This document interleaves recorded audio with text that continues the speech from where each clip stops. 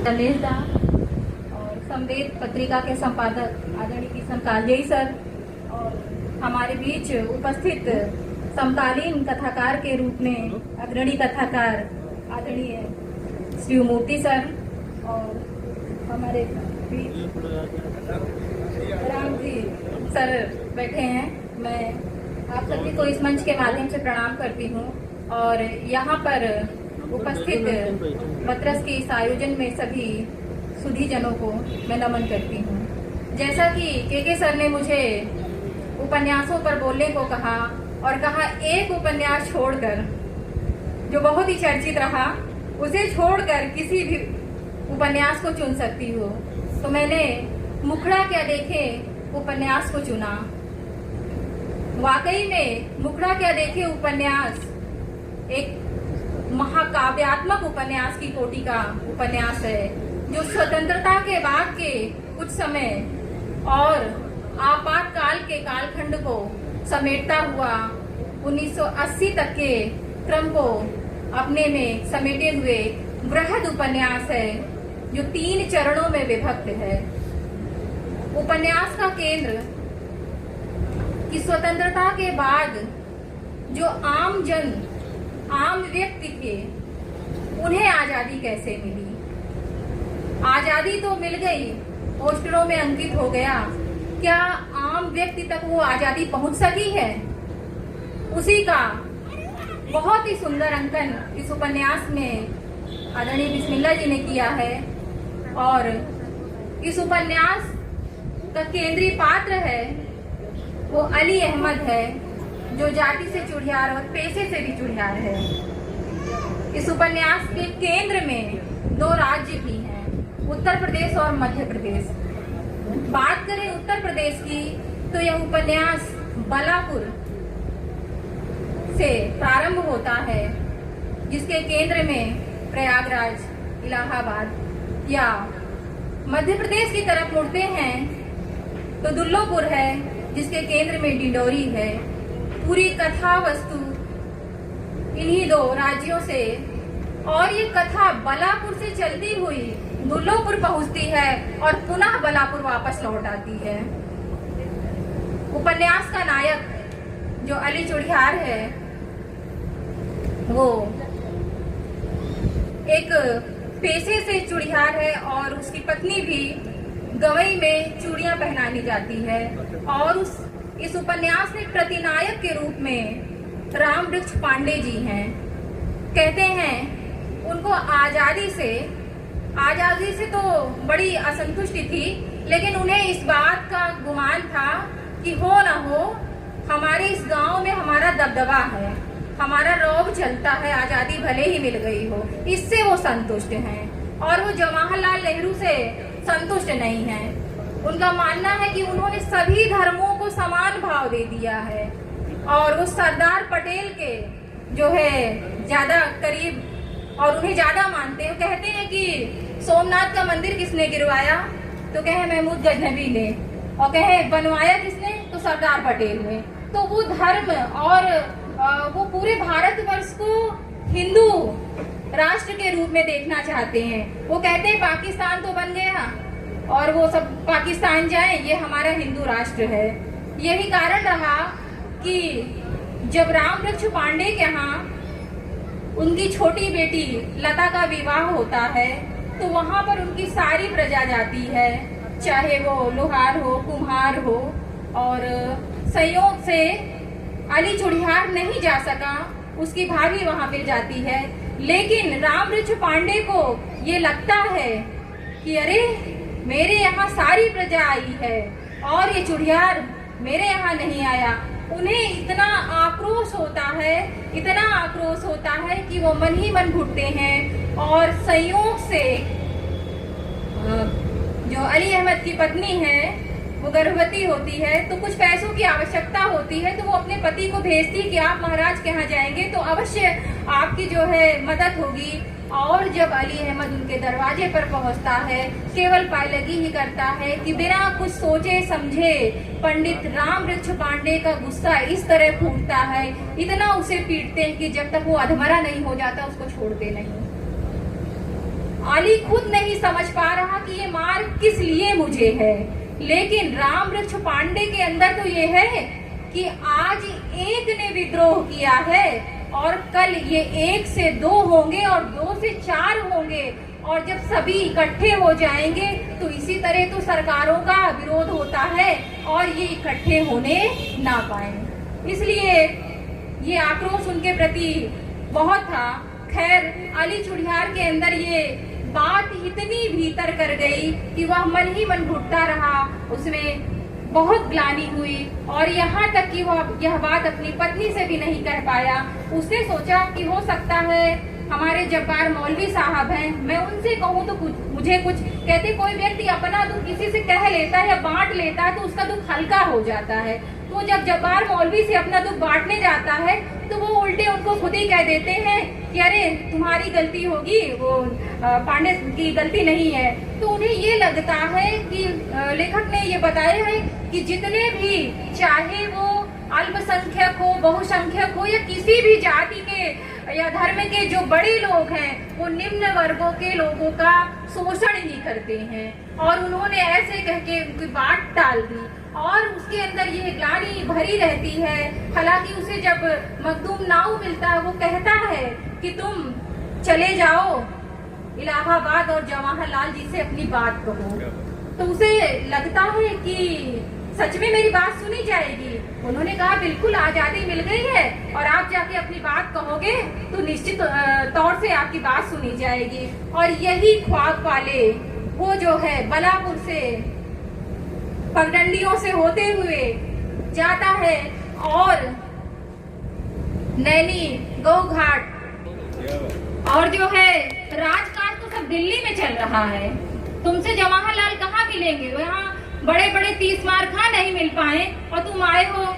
उसे लगता, वो बहुत हताश और निराश होता है कि अरे मैं बड़ी दूर से आया और मैंने सोचा था कि मैं जवाहरलाल से इस पांडे की शिकायत करूंगा और मैं अपने सारे अपमानों का बदला लूंगा।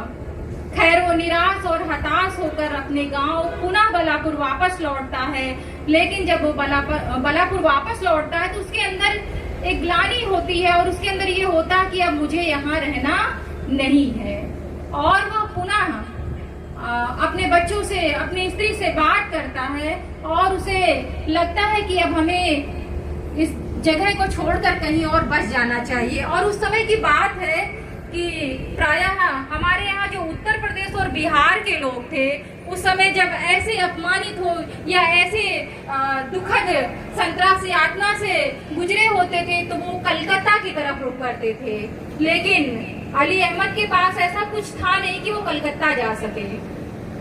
कोई एक पहचान होनी चाहिए। उसे लगा कि अब मुझे सहपुरा की तरफ जाना चाहिए, जो कि मध्य प्रदेश में है। वहाँ एक उनके दलाल चचा हैं जिनका उन्होंने नाम सुन रखा था। मैं जाऊंगा तो अवश्य उनसे मिलूंगा और वो मेरी सहायता करेंगे। इसी रास्ते वो बलापुर पहुँचता है। बलापुर से दुल्लोपुर पहुँचता है। दुल्लोपुर पहुँचते ही उसको बस स्टैंड पे ही एक नूरू नामक का व्यक्ति मिलता है। वो उसकी सहायता भी करता है, लेकिन वहाँ पर भी वो देखा जाता है कि वहाँ पर ईसाइयों के जो धर्म है, पतरस नाम का एक साथी मिलता है। वो जो गरीब लोग हैं उन्हें धर्म परिवर्तन करने के लिए उत्साहित करता है कि आप जो है हमारे धर्म को ग्रहण कर लीजिए, आपको नौकरी भी मिलेगी, सब कुछ मिलेगा, आपको ऐसी ये दुखद जीवन से छुटकारा मिल सकता है। तो इस कारण वो पतरस की अली अहमद पतरस की बातों से संतुष्ट नहीं होता। वो सोचता है कि मैं कुछ भी हो, मैं अपने जाति नहीं बदलूंगा। और वो अपनी जाति ना बदलने के लिए वहाँ पर धीरे धीरे उसे और कई मुस्लिम साथी मिल जाते हैं, उनसे व्यवहार बढ़ाता है और सोचता है कि हमारे वर्ग के लोग बढ़ें। और यहीं पर उसके घर से भी खबर आती है और उस समय वहाँ पर अकाल और सूखा पड़ गया था। सूखे से लोग त्रस्त थे।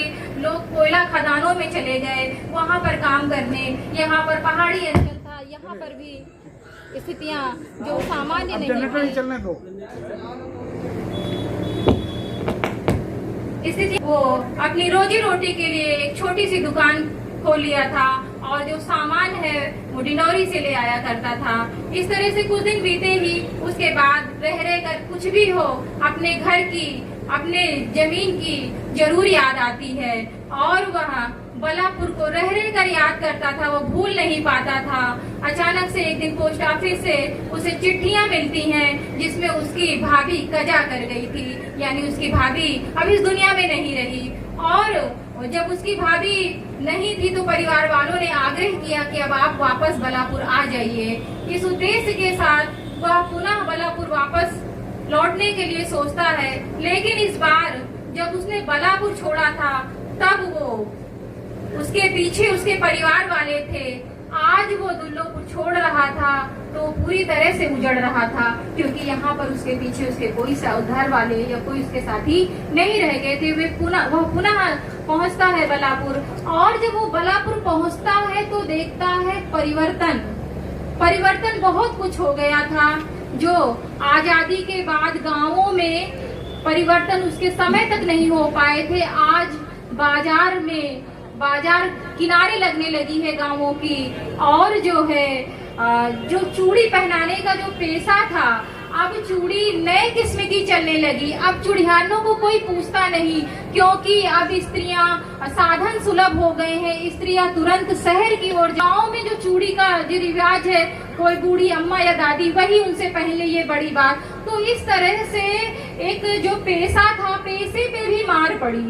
और कहते हैं कि उस समय जो अली एक दिन अपने लड़के को ये पैमाने सिखा रहा था, पौना, आधा, सवैया, डेढ़ा, तो उसके एक साथी ने कहा कि तुम किस जमाने में जी रहे हो, अब ये जमाना खत्म हो गया, अब तो आने की बात होगी, आधा, पौना, ये सवैया ये समाप्त हो रहे हैं। तो गांवों में जो परिवर्तन हुए हैं और जो ये सामंती बनावट जो तार हुई है और सांप्रदायिकता और जातिवाद जो उभर कर आया है गांवों में, कहा भी गया है उपन्यास में कि जो बलापुर में हो रहा है वो पूरे हिंदुस्तान में हो रहा है, और जो पूरे हिंदुस्तान में हो रहा वो बलापुर में हो रहा है। ऐसी घटनाएं, और इसमें क्रांति करने के लिए बवाली नामक एक पात्र होता है। वो कहता है जब रामवृक्ष पांडे के भाई सृष्टि नारायण की मृत्यु रहस्यात्मक ढंग से होती है और उसमें 3 निर्दोष जेल जाते हैं, जिसमें अली अहमद का लड़का होता है, रफी अहमद सिद्दीकी जो पेशे से डॉक्टर हो जाता है, और तोते पाशी होते हैं, रामदेव चमार होते हैं। ये तीनों जब निर्दोष जाते हैं तो बवाली यही कहता है कि तुम सब चुप हो, आज ये 3 निर्दोष गए हैं, कल इस गांव से 30 निर्दोष जाएंगे, और तुम कब तक मुंह पर हाथ रखकर ऐसे बैठे रहोगे और कब तक ऐसे सहते रहोगे इनका शोषण। अगर नहीं बोलोगे तो ऐसे ही शोषण होता रहेगा, और आज नहीं कभी भी तुम्हारी आने वाली पीढ़ियां इसका जवाब नहीं दे पाएंगी। और तब जो है कहता है कि जब किसान और मजदूर दोनों संगठित होंगे तभी क्रांति होगी और तभी सशस्त्र। उसने शिक्षा के माध्यम से अपनी स्वतंत्रता, अपने अधिकारों को अपने सामने समाज में दिखाया, और वही शिक्षिका बनके बलापुर में आती है। और जब रामवृक्ष पांडे को ये बात पता चलती है तो वो अपने जो है भतीजे से कहते हैं कि तुम्हारी तो कांग्रेस सरकार से पटती है, बनती है, कैसे भी करके तुम जल्द से जल्द इसका ट्रांसफर यहाँ से करा दो, ताकि जो है मैं नहीं चाहता कि वो इस गांव में अध्यापिका के पद पर रहे। तो ये मुखड़ा क्या देखे जो उपन्यास है, जैसा कि इसका शीर्षक है मुखड़ा, जो ऊपरी तौर से तो बहुत ही सुंदर भव्य है और अंदर से उतना ही कुरूप है। ये उपन्यास वास्तव में इस उपन्यास को 10 मिनट में समेटा नहीं जा सकता है, और ये महाकाव्यात्मक कोटि का उपन्यास है। जितना ही इसके भीतर घुसते हैं उतनी ही नई नई तहें खुलती हैं, और उतना ही हमारा विचार और उतनी ही हमारी बात और भी अंदर तक जाती है। समय का भी अभाव है, मुझे इशारा भी मिल चुका है, बहुत कुछ बातें हैं, और अगर कभी भी समय मिले तो यह उपन्यास पढ़ा जाना चाहिए। वाकई में बहुत ही शानदार और बहुत खूबसूरत उपन्यास है। कथाकार ने जो भारत के आम जन हैं, आम व्यक्ति हैं, जो ग्रामीण संस्कृति है, ग्रामीण परिवेश के लोग हैं, उनकी उनकी बात कही है कि आजादी मिलने के बाद भी उन्हें आजादी नहीं मिल पाई है। उनका जैसे पहले शोषण हुआ था आजादी के पहले, वैसे अब भी हो रहा है, वो चीजें अभी बदली नहीं। उसके लिए हमें आप में से कोई एक व्यक्ति जब संगठित होंगे तभी सशस्त्र क्रांति होगी और तभी उनको उनके अधिकार मिलेंगे। मैं इन्हीं शब्दों के साथ